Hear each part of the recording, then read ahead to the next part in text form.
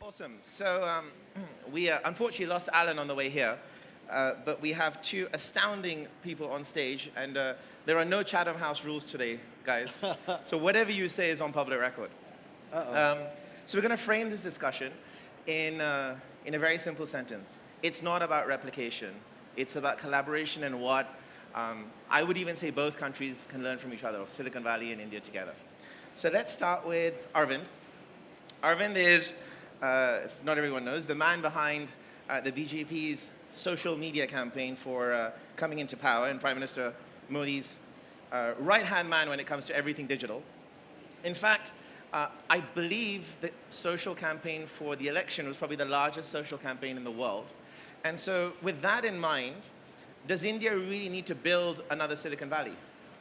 Well, yes and no.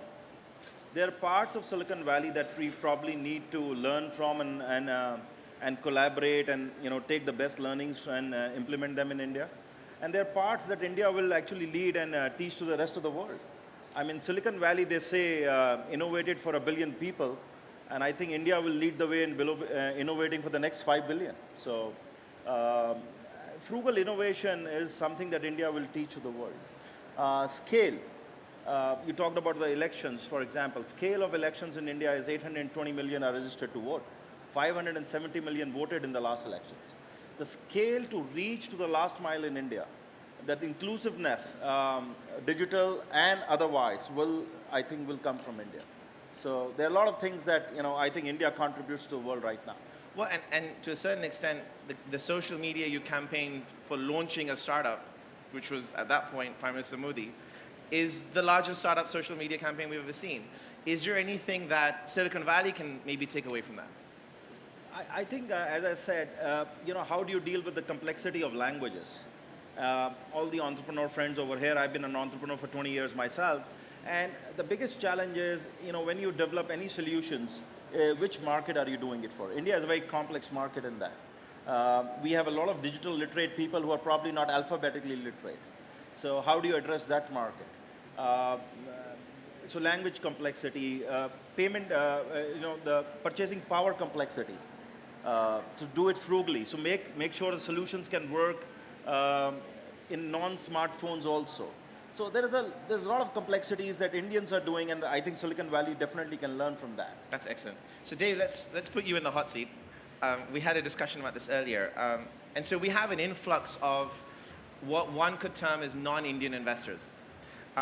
So how do you think... as white guys, right? Well, it could also be other... I'm not going to go into demarcation of color, but assume non-Indian investors. How does that impact India, especially in what we've seen in the last 30 to 45 days where prominent investors have told us to go back to being in the colony? I think that particular incident was maybe a less politically correct individual jumping in without being aware of kind of who he was talking to at the time, but probably he's regretted that incident a little bit. I think what's really more material is the fact that you have folks like SoftBank and Alibaba, other European and American investors that are really coming into the Indian market now, not just because of a connection to the ethnic diaspora, but because they think they can make money and they think it's a really large market. And I think that's clearly a long-term trend that's going to continue.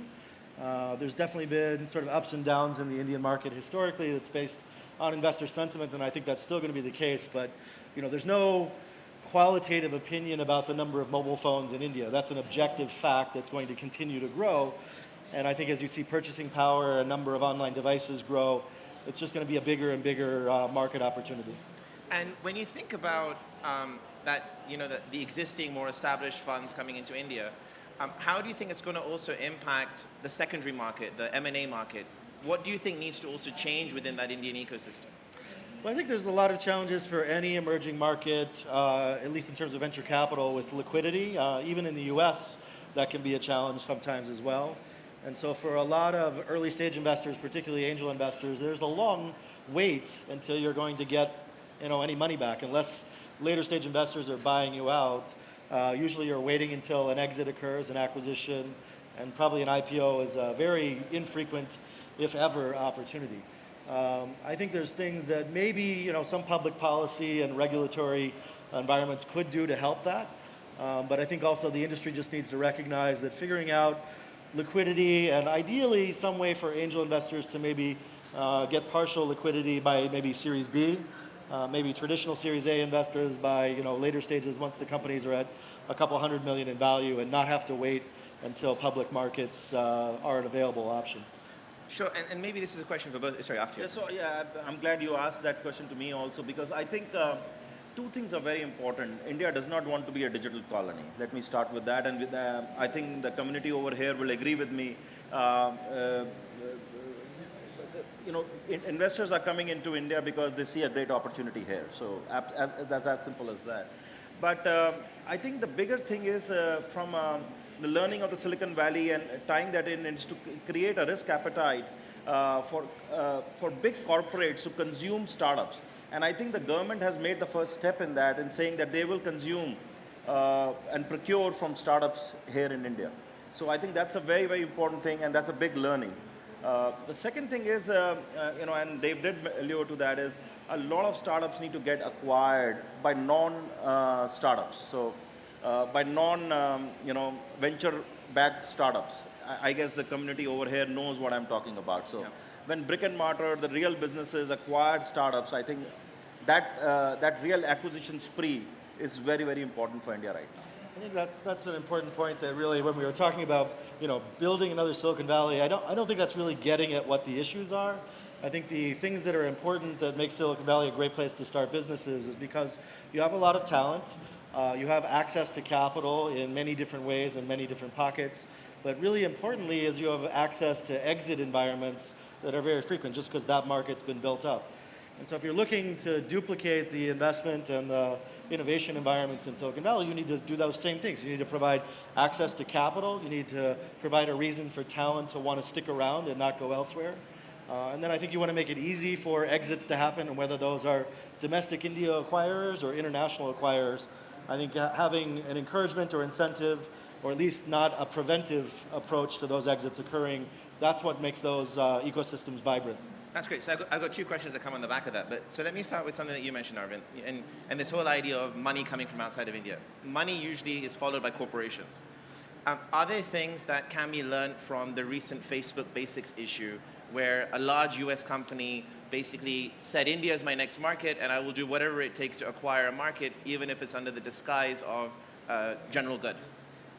I mean, I think that's generally a positive because it shows that Facebook wants to come to India. I think it's kind of up to India to figure out what the rules are going to be and encourage domestic market competition and opportunity, not just from people with big checkbooks coming from other countries, but the amazing amount of talent that's on the ground here, existing corporates, existing telcos, really developing those set of services and encouraging them to be competitive with their own market. And Arvind, what do you think, given that you've got the whole Stanford approach, you've been in the US, you've done startups, and then you've come to India, what could you now tell the next set of companies that are looking at India to come in, to say, hey, before you come here, make sure you don't do these things? Well, I think the cut and paste won't work in India. That's the biggest thing, that's the biggest learning. Cut and paste approach, just take a model that works there and just come and paste it here won't work. And I think a lot of e-commerce companies have realized that the consumer patterns are very, very different in India. The social ecosystem is very different here. And I think all of us need to understand that. How people interact with each other, what kind of openness technically exists and does not exist is also very different. So I think we need to be conscious of that fact. Sure, and so Dave, something you mentioned about the abundance of availability of engineering, for example, on the West Coast and in Silicon Valley, the ease of capital. Is there abundance right now? I was going to ask the question: is there really an abundance of engineers? And if you yes, there absolutely is an abundance of engineers. There's competition for the best of those engineers, and in the Valley, those engineers can command salaries of $200,000, $300,000, $400,000, or lots of stock options. But I actually don't think that's the limiting factor anymore. I think that just as important as engineering talent is product management talent, is sales and marketing talent, growth hacking, if you want to call that. There's a lot of soft skills that go along with the engineering talent that really help produce great products and companies. And sometimes I think in emerging markets, there's excellent engineering talent. I mean, India has a long history of engineering talent. There may not have been as much experience or opportunities for people to pick up that product management talent and some of the growth and marketing talent, maybe just in the last 5 to 10 years. So if I follow on that route, I think one of the things that I've experienced, having now spent about 7 years, not as much as you in San Francisco, is that the ratio of credible engineers to founders is, I would say, almost stacked, that there are more founders than there are credible engineers. This is not a problem. This is an opportunity. But do you feel that India has a similar risk where an engineer who's smart and bright will say, I want to be a founder, and then there are no engineers left to do engineering? Bullshit. I mean, come on. You've got 1 billion people in this country. I'm pretty sure it seems like at least 20% of the population knows how to code. So, like, you know, we just in the IITs alone, you probably have plenty of talent. But we you know, produce 1 million engineers a year, so I don't think so that's a problem for India. But on the note that Dave said, I think it's very important to have the right mix of people in a startup, and that's the big learning in India. I think, you know, I'm an engineer. There's a disclaimer there. You know, engineers feel that we can solve all the problems of the world. That's great, we can. But we do need support from, you know, marketing, sales, product management, design, UI, and everything else. So. And so another question that comes out of this, because I think it's very important, is I was sitting on the pitching panel yesterday, and I had a number of companies, as you said it, using vanity metrics. We've got this many hundreds of million views or this many billion, and I kept asking the question, well, I don't understand, what are they doing with your service or app? What do you think can also be taught for Indian entrepreneurs, and what can they learn about actually forget the lag indicators, forget the vanity metrics? What's really important to look at as they're building? I don't worry too much about this. I mean, sometimes people copy the wrong things from the Valley, and you know, user numbers and growth numbers are important, but ultimately it's going to come down to dollars, cash, revenue, hopefully profitable revenue. And so I think looking at unit economics and how you grow a business, you know, maybe you can operate at a deficit for some period of time, but I think in emerging markets where capital is maybe more scarce, it's even more important to be paying attention to building a real business and building products that people are going to pay money for. And I think, Arvind, you mentioned something to me in the preamble to the Prime Minister's campaign, where you said, you know, when we were doing the constituencies, we had his face, but we also had an emblem. To me, I look at the campaign as a very large startup, and a very well-funded startup. But funded by the people, by the way. Obviously. No, I was not saying anything else. But a very well-funded startup. And so what do you think were the metrics that you were looking at to say that, you know, as you said, you sat in that room and print this much money, and I'm sorry if I'm repeating something that was Chatham House rules, but you then said social and said, yeah, it's great, let's do it. But there was not so much analytics around it. What were the analytics that were important to you to show success?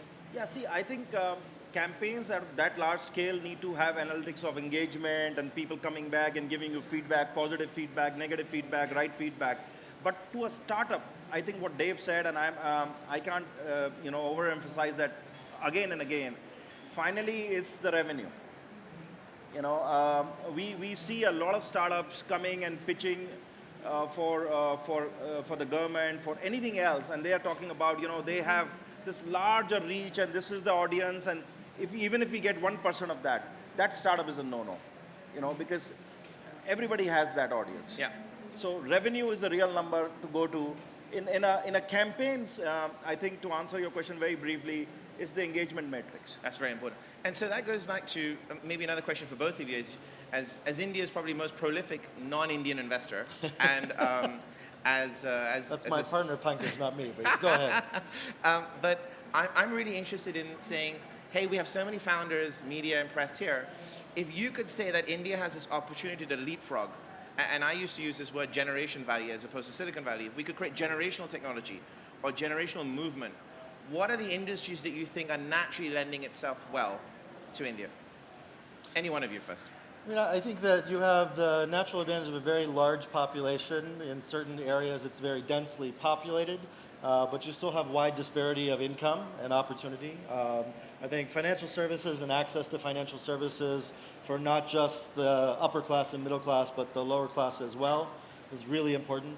Probably access to education and healthcare as well are very important services. So I think those are sort of three industries that are just going to be really, really big in India.